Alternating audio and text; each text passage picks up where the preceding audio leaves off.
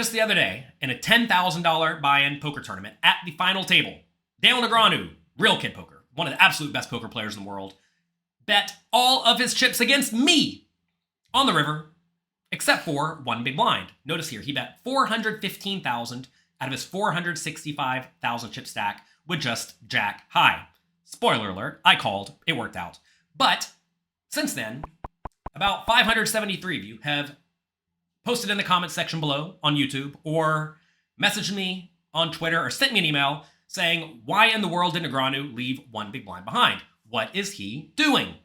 Some of you say this must be an obvious tell that he's weak, because if he had a good hand, he'd want to go all in. Well, that would be a heck of a tell, wouldn't it? I highly doubt Dale Negreanu is that horrible at poker to where whenever he has the nuts, he bets all of his chips, and when he's bluffing, he bets all of his chips minus one big blind. Some of you say that maybe he was nervous. Some of you think maybe he's trying to level me. But in reality, leaving behind one big blind in situations like this one is just good, strong, fundamentally sound poker. And if you are not doing that, you are leaving a lot of equity on the table. And in this video, I'm going to explain a few very important spots where you need to be leaving one big blind behind. A basic tournament principle is that chips you stand to lose are worth more than chips you stand to gain. Let me give you a very obvious example of this. Let's say you're playing at the final table of a tournament with 10 players remaining. Let's say you have 1,000 big blinds. You're probably going to win. Everybody else has 10 big blinds. You're definitely going to win.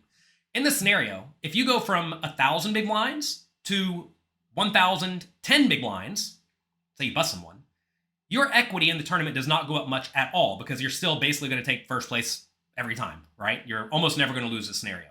But consider your opponent's stacks, right? If one of them loses their 10 big blind stack, they lose a lot of equity, because one of those 10 big blind stacks is going to take second place for a lot of money. One's going to take third, one's going to take fourth, one's going to take fifth, right? So those 10 big blind stacks are actually quite valuable, even though they're almost never going to win the tournament, and they're not that much of the total amount of chips in play.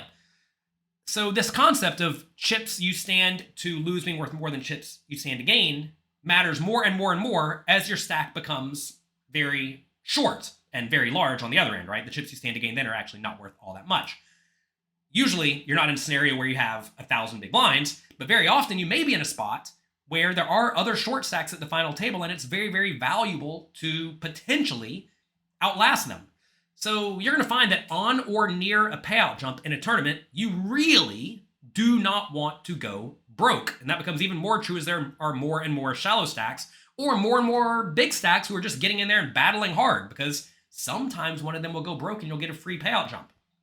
So this play of keeping back one big blind when you go all in can be used pre-flop, but it's especially useful on the river when you have a perfectly polarized range. So we're going to go through a pre-flop scenario and then also some post-flop scenarios so that you know when to implement this strategy into your game. Let's talk about pre-flop. Before the flop, you may ask, should I ever bet all my money minus one big blind? And the answer is yes, in these scenarios where there are payout jumps looming. Whenever you do bet all of your money minus one big blind, the strategy is to do that and then hopefully just check it down. If you win, great. Let's say you go all in for 9 big blinds out of your 10, and someone calls in the big blind, let's just say. You both check it down. Say you win, you go up to 18 or 19 or 20 big blinds, depending on the ante structure. And if you lose, you go down to 1. And realize here, having that one big blind is way more valuable than going from 10 to 21, right? Because the difference between 20 and 21 is like almost nothing. But the difference between 1 and 0 is actually some real amount. You may say, what if my opponent puts me all in before the flop? Well, yeah, you got to call it off. They ruined your play. What if the flop comes and they put you all in for one big blind? Well, you got to call it off. You can't really fold anything getting 21-to-1 pot odds or whatever it is, right? But quite often your opponent will let you check it down.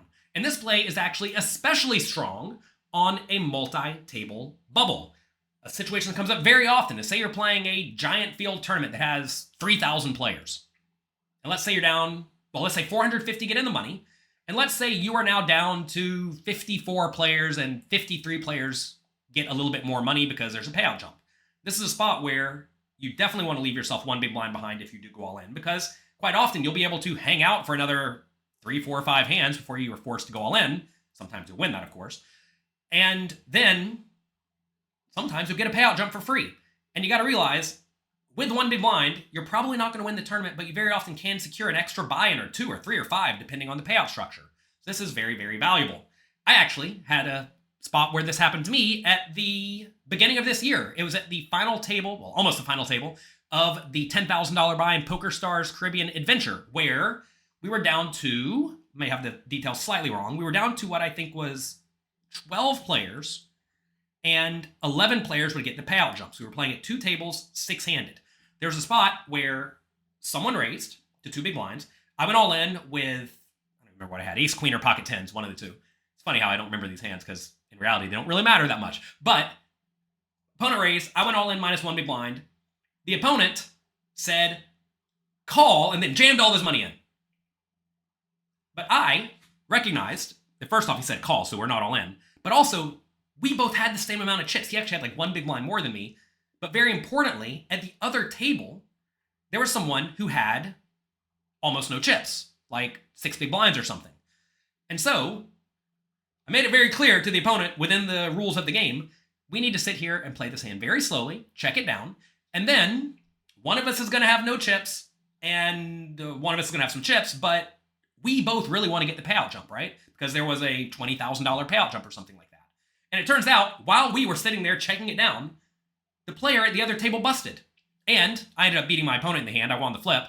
And my opponent secured the payout jump.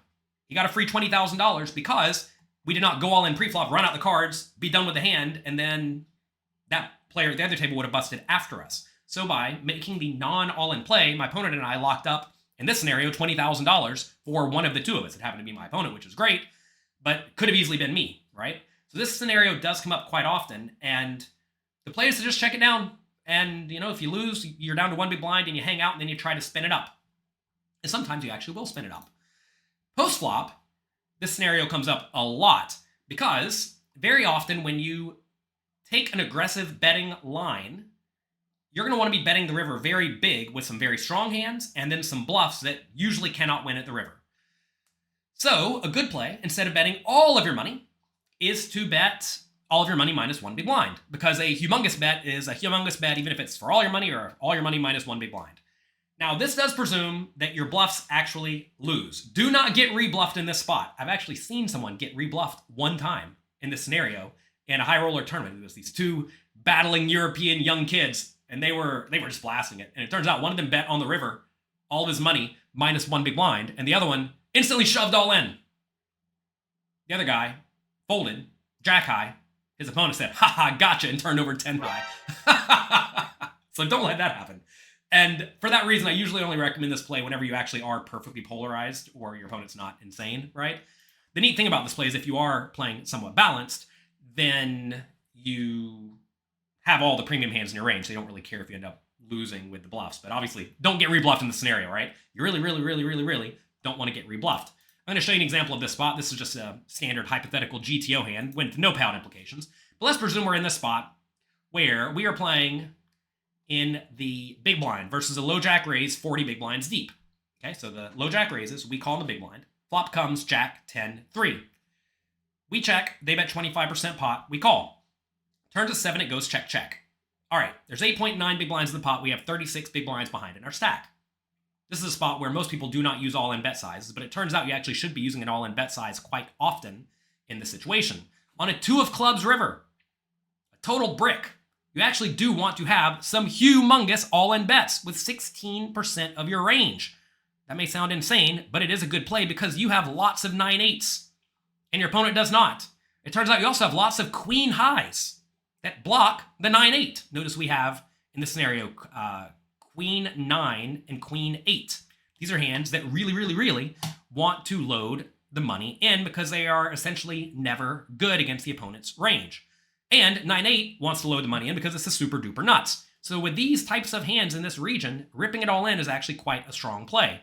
Also looks like we can shove for value, which sounds a little bit aggressive to me, with King Jack and Queen Jack, which is a lot of fun. I don't know if I necessarily recommend it. Hands like Jack 2, 3-2 also can shove sometimes. Pocket 2s, of course, for a set. But this is a spot where you may want to use very big overbets. And when you do make this very big overbet in a tournament with payout implications, you definitely want to leave 1 big blind behind in spots like this. And you got to realize your opponent's like not going to call with worse than queen high. And unless they're ridiculous, they're not going to be bluffing with, I don't know, give them the 8-6 suited or something. That'd be insane, right? So I think this is a pretty reasonable spot to go for the giant bet like this. Here I have another scenario. Same spot, except for the river comes a jack. Now we're going to be shoving a lot of jacks, right? You see a lot of jacks like to go humongous. The jack is almost always good. Essentially always good. And then we also have some bluffs. In this scenario, bluffs are going to be some busted flush draws down here. You see like 9-2, 8-2, 6-2, 5-2, 4-2, right? That makes a whole lot of sense to shove it all in. Those are almost never good. We also have 8-5 and 8-4 are shoving some portion of the time.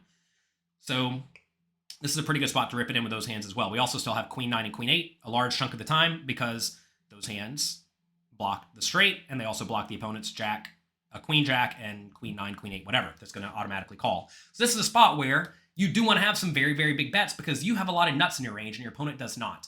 In that scenario, you essentially have a large chunk of your range that is very polarized. And when that's the case, you want to be loading the money in.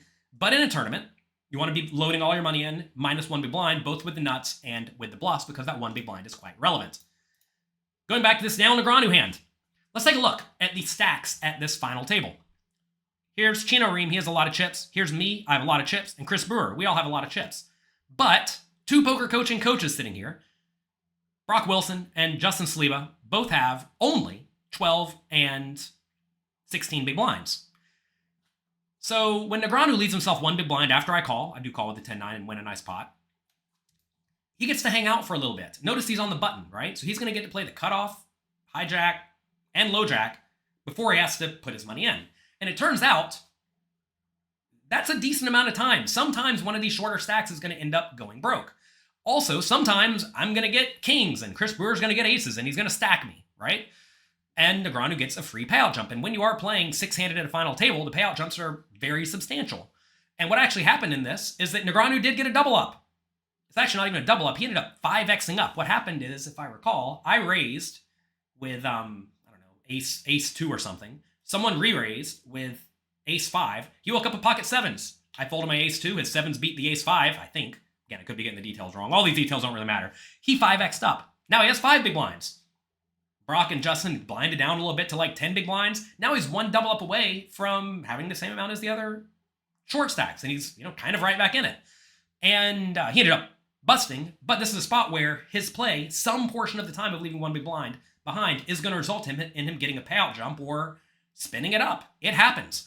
And obviously, when you have the jack high, you don't want to put all of your money in. Keeping that one big blind back is definitely relevant. So you want to make sure you are using this strategy. Going back to when you want to be using this strategy in particular, when there are payout jumps coming up in the near future.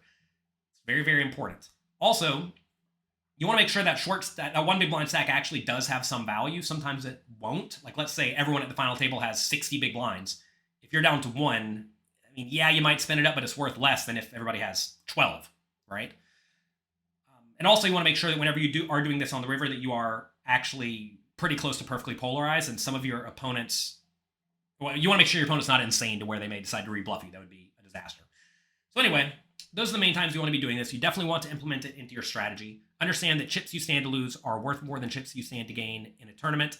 And because of that, hanging out with one big blind is very valuable. Now, when you do get down to one big blind, you got to realize you're not winning the tournament.